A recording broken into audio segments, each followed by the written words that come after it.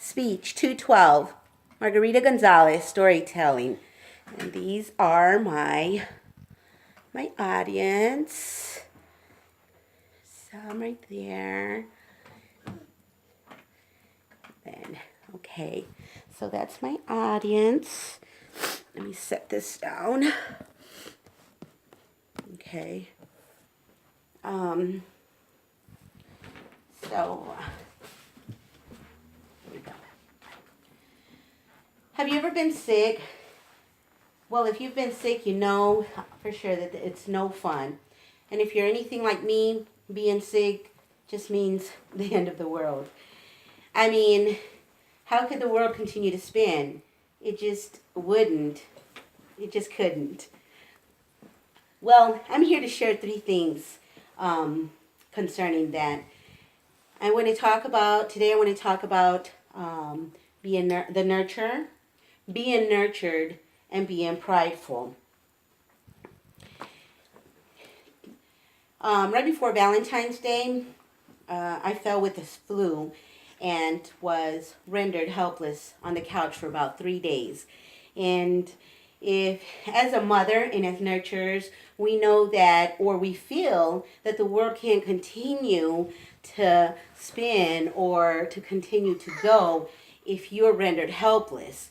And so, as I laid there for 2 days with a massive flu that felt like a freight train had just come against every fiber of my being and just came crashing down on it, I had panic attacks throughout the time I was sick. Why? Because I thought to myself, how are the things going to get done? Who's going to do the cooking and the cleaning and the washing and and all the things that need to be done? And so I had this little faith, never crossed my mind that my children would step up to the plate and take over. Well, it would be to my surprise that they actually did take over. And in the 2 days I was laying out and having nightmares and things like that because of the fever, the high fever that I was having.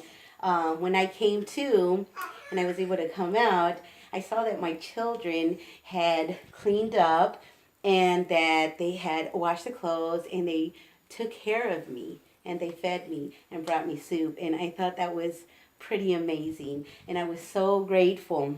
And through this flu, I learned that our children are just waiting for the opportunity to be able to serve you, and to help you and to nurture you. I believe it's a form of gratitude for the years of nurturing that we give them.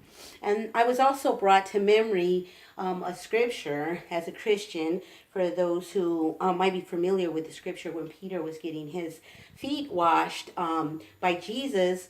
He was not having it. He was so offended by it. And Jesus says, well, if I can't wash your feet, you have no part of the kingdom.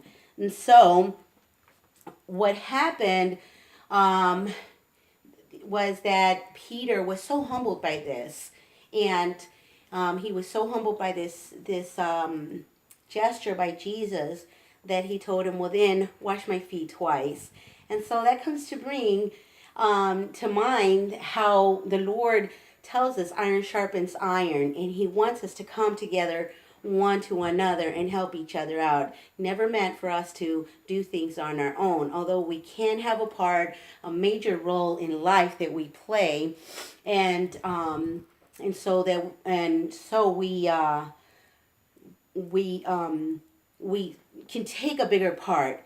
But there's times when we have to put our part down and allow others to help. So there you have it. The world's not going to end because you fall sick. And when our children have the opportunity to care for us, they joyfully jump at the chance to express their gratitude for the many years that they've taken care of us, whether they admit it or not.